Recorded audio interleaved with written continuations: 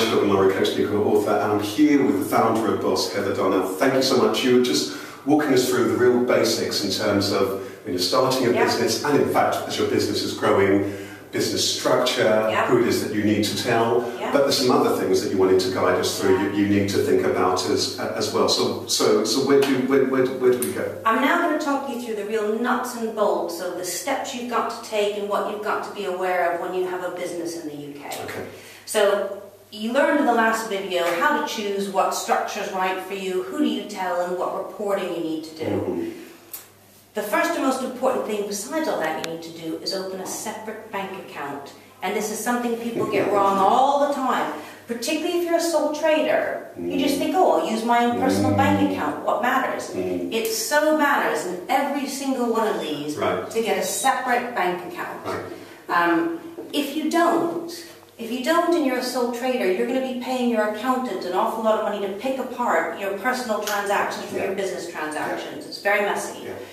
I would just go to whoever you already bank with and say, I'd just like to open another bank account. And you can tell them it's a business account. You can even call it trading as ABC Inc., whatever you want to call yourself. That's fine.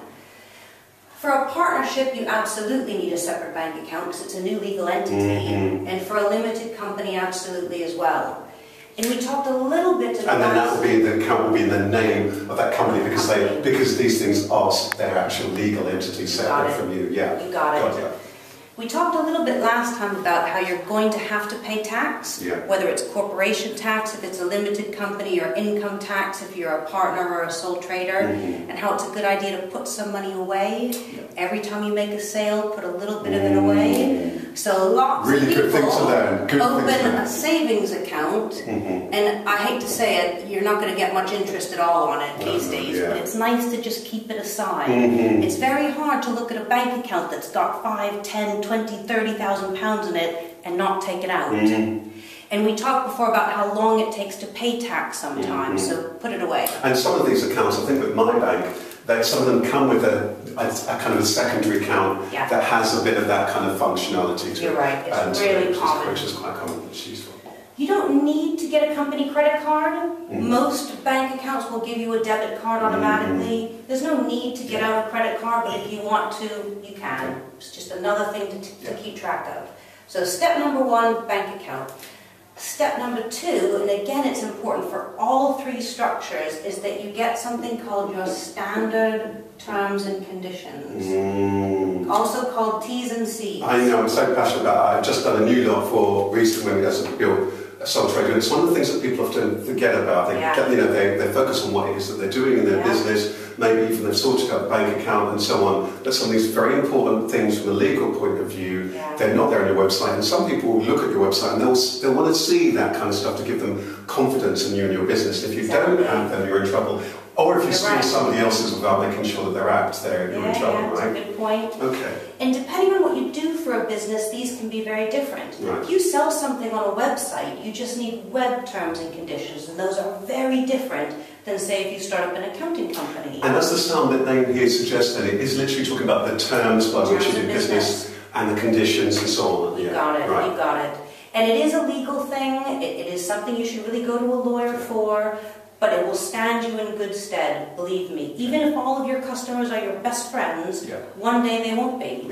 And it can be a really good way of beginning that relationship with the lawyer. And I'd say my tip here is that if you go out networking and meet lots of people in business, you meet a really good lawyer, especially if they specialise with small businesses, this might be a good thing to engage them with, and as a one piece of work, and then think, okay, later on, I might need a lawyer, and to build that relationship. And that's also why I left up here on the board both the partnership agreement and the shareholders agreement. If you get those done, it's a great thing to do with the lawyers as well. Great.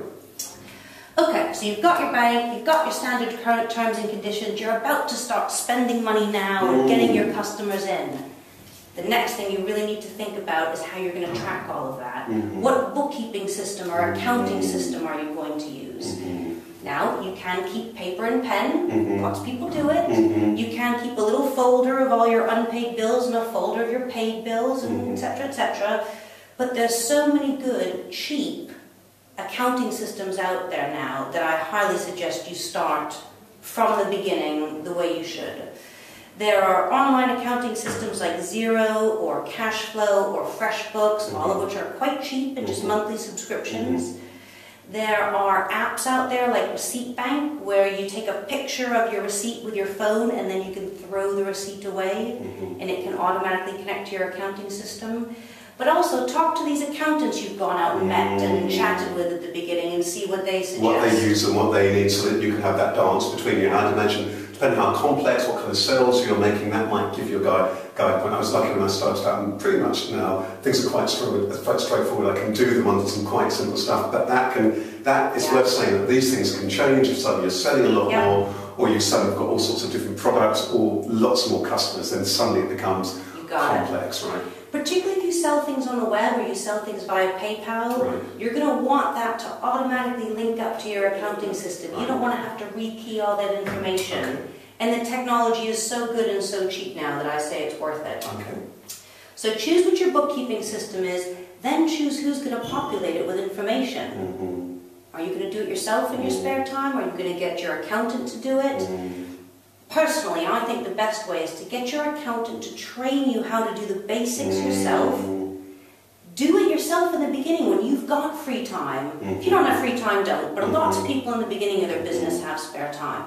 Do it yourself, but always get your accountant to check it. And that way, you don't get to the end of the year, hand over a drawer full of receipts. Some people do, And it's more expensive in the long run, and you've just wasted a whole year without knowing how your business is doing. Right, and it begins to get you to be familiar with and comfortable with, because as your business grows, you still need to have that overview, right? We're not saying that you need to do all the nuts and bolts, but we're saying that you've got that good overview and you're putting in some key data, and then you've got the support you need. The other things you might need an accountant for might not be relevant at the very beginning of the company's life.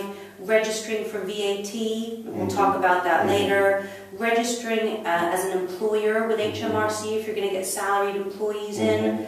Those are all really technical things you're going to want an accountant's help on, but we'll park that for now.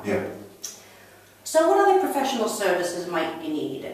Well, we've talked about lawyers, we've talked about accountants. There's some insurances you might want to have. And also, I'd say on that, isn't it, that I remember when I started off here, and I knew I didn't have limited liability here, so I realised that insurance was absolutely key, so getting my professional indemnity insurance and my public liability, which is the trips and slip, and the professional is that I do a good job, isn't it? And I think there's a third one that it often comes, which I can't remember. Employer's liability. So therefore, what's nice about that is that therefore you've got some protection even if you start off here. And it's important because you could be trading, isn't it? And then some people you could be a consultant or what have you, and actually have you got insurance. And if you say no, you got it. You're in trouble. Well, you need to work for it. You're absolutely right. The law doesn't require you to get insurance until certain things have happened, until you've got an employee, or maybe if you rent an office, your landlord will make you. But it's a really good idea to have at least some in place from the very beginning. You mentioned professional indemnity, often called PI. The cost of that is completely dependent on what profession you're in. And there's some professions that don't even need it. It could also be product liability. If you're making a product and selling it, believe me, you do want product liability. And then the most common bundle, which you mentioned earlier, you get two insurances bundled together, employer's liability and public liability. And this is cheap. It really is like £200–300 a year maximum. And I think these come often together, isn't the personal indemnity and that professional liability, they often come hand together. For example, as a consultant coach, they often come hand together. But it's interesting you also point out this about product liability for producing products. Particularly say you get your products made and shipped from someplace. What happens if they get damaged in transit? Having product liability insurance is great for that. That's so good. Also, if a consumer buys your product and then the worst happens, they get hurt by it or whatnot, you don't want them to be able to take down your company or your person. You want to keep it there. Now, in terms of I think it just saved a lot of people a lot of heartache here, because it's really, really important. And it's good to know that you've got these. It's a good feeling to know you've got these things early on in place. It makes you feel as though the momentum of your business. And if you've got this in place in the beginning and a customer asks you, what level of professional indemnity insurance do you have in place? If you can answer them right away, they think, you're a professional, you know what you're doing. So that's really nice. Wonderful. There are a million insurance brokers out there. You could go to insurance companies direct. My first port of call is always just searching online. There's something called simplybusiness.co.uk where you can type in your details and you'll get a quote really quickly. Right, and depending on your professional, so sometimes the training companies or whatever may have particular specialists within their field. There's some rules and some fields that have also changed. And it's also, this is the thing you were saying before about chatting to other people and other contacts in your and thing you can often find, and they've often gone through all of this headache. And a recommendation from someone else in your own position is much better than anything a website's going to tell you. Fantastic. So I've only got one more thing. And it has to do with when you make your first sale. Right, okay, which is what I was looking for. Which is the whole point of it. Right. If you're going to be selling something online, it's different. You quite often get an invoice generated automatically by your website. But if you're selling your services or your time to either another consumer, to another business, at some point you're going to need to send an invoice out. Ask to get paid and then collect that money. Which is one of my favourite things to do. When I send out invoices. It's my favourite time of the month. So, most of the time, if you've picked your bookkeeping system already, most of them have an invoicing module in them already. You need to decide if you're going to invoice in advance, after the fact. Are you going to bill it only one time a month or bill whenever something finishes? And it's important to get a good system in place of chasing that money. Now, even though... Especially if there's lots of different clients and lots of different purchases. Because this is the thing that presumably, the classic thing I bet you say to people all the time, this is the classic thing, isn't it, between profit and turnover, how much is coming in, profit, how much of that is actually profitable, and then cash flow. Cash flow. Almost every business that crumbles because of cash flow, not necessarily because of profit. And people are very lax, particularly when they start, about chasing money owed. You should have in your standard terms and conditions your payment terms. I either need payment in advance, payment in 7 days, payment in 30 days. And you should start chasing before it's due. You don't chase meanly. You just say, here's a copy of your invoice, here's your statement, it's due for payment next week, let me know if there are any problems. Thanks if everything's already in hand. This is a really good point, and this might be guided by your industry. With some fields, so you're dealing with local authorities, very often there's lots of things like standard 30 days. With the public, often it's immediate or 7 days. In some industries, like the old industry I used to be in, like music, that people get paid, like I think, annually or every 6 months, and that's that's when you're in trouble potentially with the cash flow thing. Because if the people who are paying you are paying out very infrequently, you're potentially profitable, you've done all of this work, but you're not being paid for 3 months, and you're in trouble, right? Business in trouble. And if you're lucky, you normally get paid within 30 days. And it's just going to be a longer and longer time if you don't chase. And if you pick some of those great online accounting systems we talked about before, some of those have add-ons that will automatically send out statements and letters to your customers without you doing anything. And just to come full circle again, when you get the money in, put aside a portion of it into your savings account.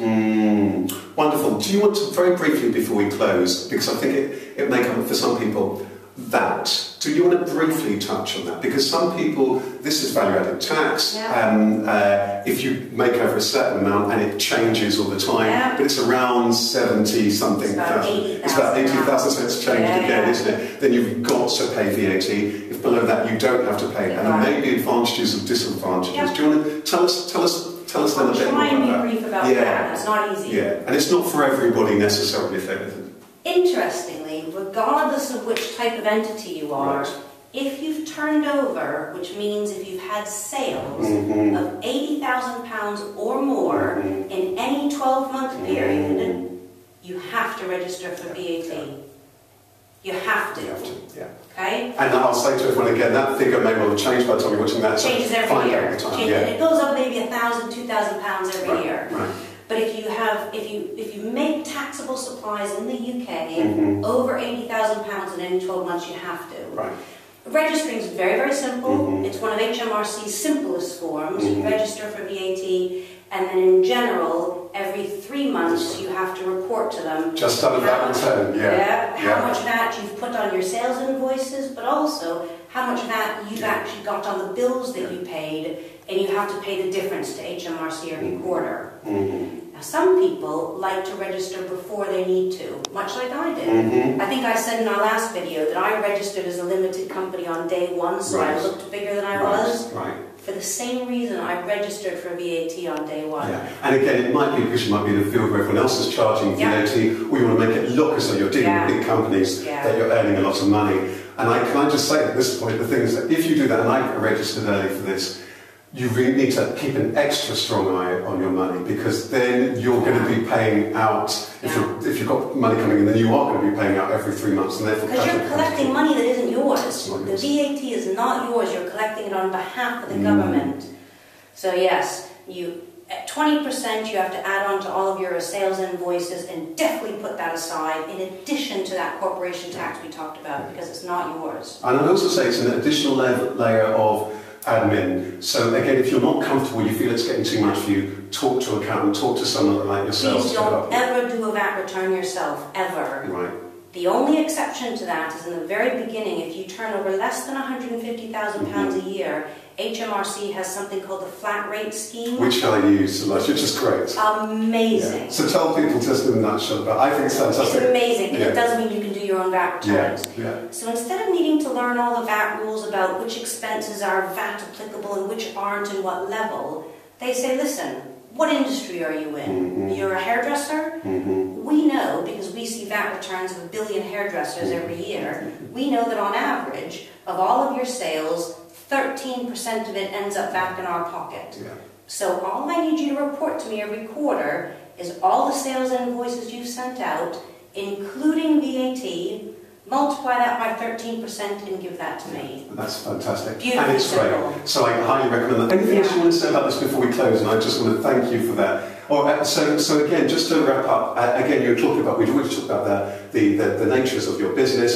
Get your bank accounts separate from day one. Even if you're a sole trader. Absolutely. Make sure you get your terms and conditions, which is a legal requirement. Make sure you get the lawyer to draw that up. And then there might be other contracts or agreements that you might need to have, shareholders agreement, partnership agreements. And remember to get your professional, the relevant insurance. So there's the professional indemnity for you in the service. There's the public liabilities, the trips and slips. And then you might have employment if you've got staff. And so on. You might have product liability if you've got that, and then think about your invoicing from day one. And your bookkeeping system. I can't believe I didn't make that the biggest box on here. Right. Well, that's really great. And then make sure, and don't be. I think the thing is, I'd say also get used to enjoying that, because you do need to be making cash. Otherwise, you're in trouble. Well, Heather, thank you so much for this. It's been really, really useful, and I've learned a lot here. And I think that, is it worth just saying that one last sentence about that? Whatever stage you're in business, even if you've been in for a long time, it may well change, and to keep your head around that, and do we need to change structure now? It's so true. Even if you've got to the point where you're so comfortable with how your business runs and the administration, it's always good to have a touch point, at least once a year, with an accountant, a lawyer, with someone professional to say, what are the things that have changed this year? You know, the government comes out with a new budget every year. What's the laws that have changed? It's worthwhile finding out, because there's nothing worse finding out 3 years later something's changed and you owe 3 years of taxes, or you've been non-compliant with the law for 3 years. Well, thank you so much. Thanks so much. And if people are trying to find you, what's the best way that people can find you and Boss? Ask the Boss is our website address, ask-the-boss.co.uk, and we love all London small businesses. Fantastic. And I want to thank you for all the stuff that you've contributed to the Sole Trader. So this is the Heather who's in the Sole Trader book. So thank you very much, and thank you very much for watching.